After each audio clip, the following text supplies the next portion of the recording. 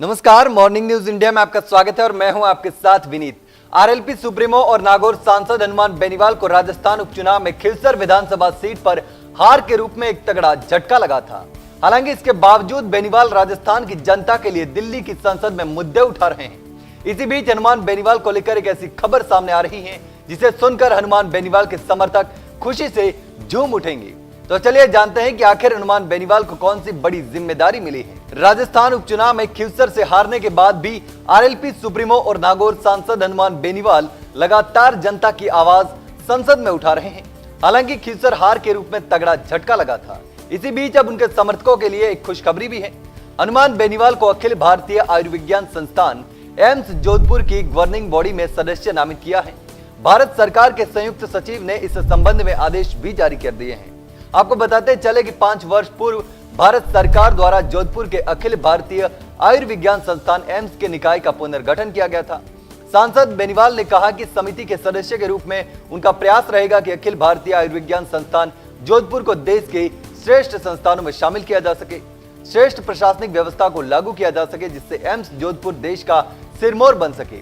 अधिक से अधिक नवाचार और नवीनतम चिकित्सकीय तकनीक के माध्यम से मरीजों को लाभान्वित किया जा सके, यह हनुमान बेनीवाल ने कहा। इसके साथ ही आपको बताते चले कि पाली से भाजपा सांसद पीपी चौधरी को भी जोधपुर एम्स का सदस्य नियुक्त किया है। यह खबर सामने आने के बाद हनुमान बेनीवाल के समर्थकों में खुशी की लहर दौड़ गई है। समर्थक सोशल मीडिया पर बेनीवाल को बधाई दे रहे हैं। इसके साथ ही आपको बताते चले कि देश में कुल 12 एम्स में सदस्यों को नियुक्त किया गया है, जिसमें प्रत्येक एम्स में 2-2 सांसदों को नियुक्त किया है। इसी के तहत जोधपुर एम्स में हनुमान बेनीवाल और पीपी चौधरी को जोधपुर एम्स का मेंबर बनाया है। लेकिन सोशल मीडिया पर बेनीवाल के समर्थन में बधाई संदेशों की लाइन लग गई है। उनके समर्थक भर भर कर बधाई दे रहे हैं।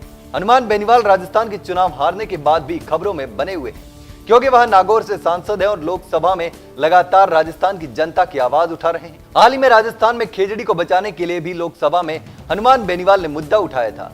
बेनीवाल ने संसद में कहा था कि राजस्थान में खेजड़ी के पेड़ों के अंधाधुंध कटाई हो रही है। खेजड़ी को बचाने के लिए प्रदेश में आंदोलन हो रहा है। खेजड़ी राजस्थान की जीवन धारा है। ये न केवल छाया देती है बल्कि सांगरी जैसी विश्व प्रसिद्ध सब्जी भी देती है, जो लोगों को रोजगार भी देती है। उन्होंने आगे कहा कि आप सोलर प्लांट लगाइए, नए उद्योग लगाइए, लेकिन हमारी संस्कृति और पर्यावरणीय धरोहर को मत छेड़िए।